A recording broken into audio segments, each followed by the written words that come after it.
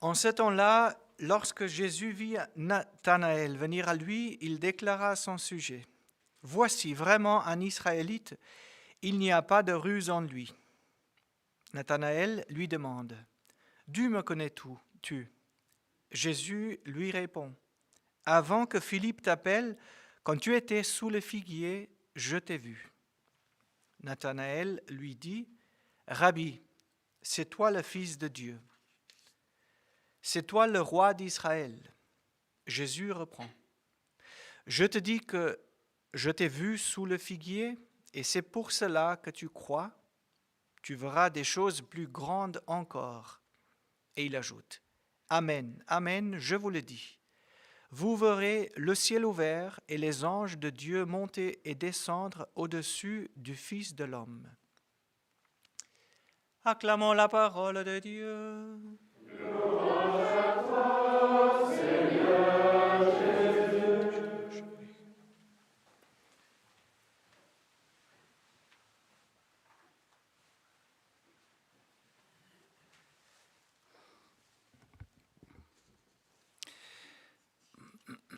Vous verrez les anges de Dieu monter et descendre au-dessus du Fils de l'homme.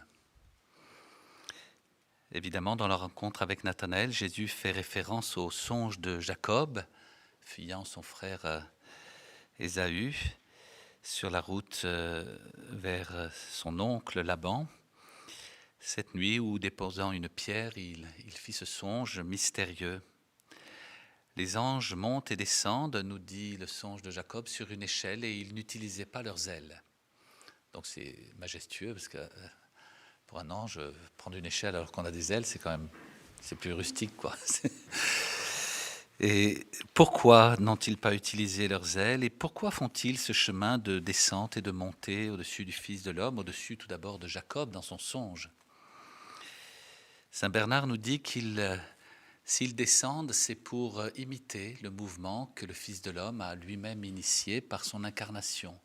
Il est descendu des cieux, il a pris chair de la Vierge Marie, et les anges vont suivre ce chemin. Ils n'utilisent pas leurs ailes comme pour manifester qu'ils se soumettent à la logique terrestre dans laquelle descend le Rédempteur, Jésus, en prenant chair de Marie. Et donc ils passent par les graduations, ils descendent. C'est pour rejoindre l'homme, pour rejoindre Jacob, tout premièrement, il l'accompagnait sur sa route. Évidemment, pour accompagner le Fils de l'homme dans sa descente, toutes les puissances angéliques n'ont plus leur centre au ciel. Quand Jésus s'incarne, elles sont comme inclinées à descendre sur terre pour l'accompagner, puisque Dieu s'est fait homme, et que c'est autour de Dieu que se rassemblent ces puissances angéliques. Mais elles remontent aussi. Elles remontent sans employer leurs ailes, ces puissances angéliques, elles remontent sur l'échelle. Et Saint Bernard nous dit c'est pour manifester ce qui est leur nature propre, c'est de glorifier Dieu vers le plus haut des cieux.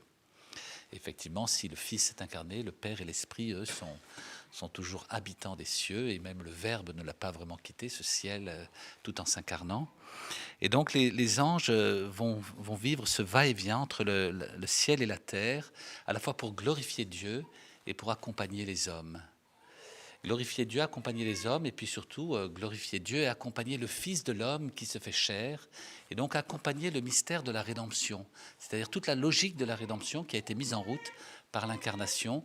Les anges l'accompagnent.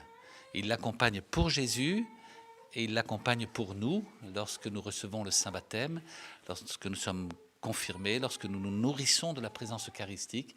Les anges nous accompagnent là aussi, évidemment de manière toute particulière. Dans la première lecture, on a vu là la phase finale de la glorification du Fils de l'homme. Ce n'est plus son incarnation, c'est sa glorification. Vous l'avez entendu dans la magnifique prophétie de Daniel, qui est pratiquement une copie, si l'on peut dire, de l'Apocalypse, le triomphe du Fils de l'homme, de l'agneau immolé qui, enfin, dans sa victoire, va rejoindre le trône de son Père, avec le fleuve qui jaillit, l'Esprit Saint, évidemment, et puis ces myriades de myriades qui entourent le trône et qui vont, là aussi, devoir glorifier l'humanité du Christ, vainqueur de la mort. Ce n'est plus seulement sa divinité qu'ils adorent, c'est son humanité unie à sa divinité. Et pour nous, alors, on voit l'étonnant bouleversement qu'a entraîné précisément le mystère de l'incarnation. Les anges qui ont pour finalité de glorifier Dieu, voilà qu'ils se mettent humblement à notre service. On célébrera dans quelques jours les anges gardiens. Les anges gardiens qui précisément sont ceux qui au quotidien nous accompagnent tous. Les grands archanges sont là pour les grandes missions du Dieu vivant. Les 7 archanges à l'origine, dit la tradition, et dont nous connaissons le nom de 3 d'entre eux, plus précisément de 4, puisque vous savez qu'un des 4, un des 7 a défailli, Lucifer, le porteur de lumière, pour devenir le Satan, alors que Michel, Gabriel et Raphaël, fidèles à leur poste, travaillent pour la gloire de Dieu. Michel, qui est comme Dieu, le grand défenseur de Dieu. Gabriel, force de Dieu, celui Gavour, la force, celui qui va accomplir les missions de force, qui va avoir les grandes missions, en particulier l'annonciation, annoncer l'incarnation du Fils de Dieu. Et puis Raphaël, l'ange guérisseur, celui qui accompagna Tobie et Sarah, justement pour manifester la guérison de Dieu. Invoquons-les, invoquons les archanges, non seulement pour nous, pour notre quotidien, on les invoque souvent pour nos places de parking, allons un peu plus loin. Alors on peut les invoquer pour les citer, ça c'est vraiment une bonne occasion. Je trouve que c'est très beau dans ce combat lumière-ténèbres. Mais invoquons-les, ces grands archanges aussi, pour nos chefs d'État, nos pays, nos gouvernants. Et hier, j'ai eu la grâce, peut-être certains d'entre vous aussi, d'être présent à la première diffusion, à l'avant-première de Fatima. L'ange qui apparaît se présente comme l'ange du Portugal. C'est très beau, donc à chaque pays est assigné un ange. L'ange du Portugal qui apparaît aux enfants les prépare un an avant à l'apparition de la Vierge. L'ange du Portugal. Il y a aussi un ange de la France, un ange de tous les pays. Prions-les, ces anges, ces archanges, pour que nos pays soient protégés et dans cette lutte que mènent toutes les nations entre la lumière et les ténèbres, vraiment la lumière l'emporte, la lumière du Dieu vivant.